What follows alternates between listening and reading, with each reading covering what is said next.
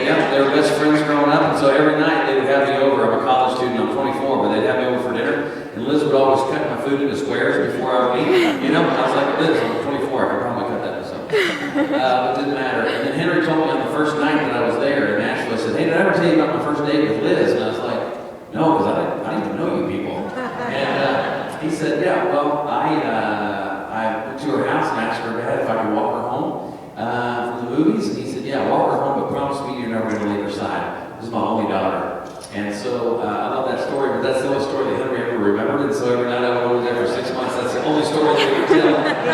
So I thought I'd have to write that the song's got to be called Walking Her Home, because that's all Henry knows. And so that's the song that I went to write for them. And it took me a long time to write it. And they called me and they said, hey, we're in a nursing home now, so hurry up with the song. And I said, come out next week and play that song for us. So I did.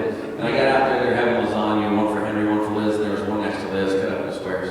And I ate with them, and then I played the song, and after it was over with, they said thanks, and they were going back to their room, and Henry put his arm out, and Liz got in there, and they shuffled down the hallway like a quarter mile an hour, back to the room. And I was laughing because they were so slow to make the turn. I thought, man, it's going to be time for dinner by the time I make the room, I have to come back already. And so I thought, my gosh, Henry, when you promised your father you're going to walk her home and never leave her side, you weren't talking about just to the movies. You were talking about until you had her back in the arms of God. And I realized what it was like to be a great dad, a great husband, and a great spiritual leader.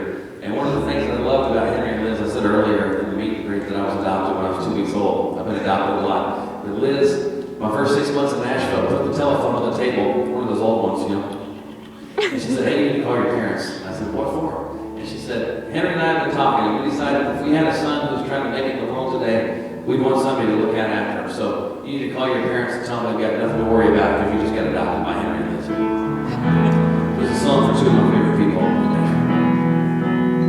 and Becky. Looking back, he sees it all.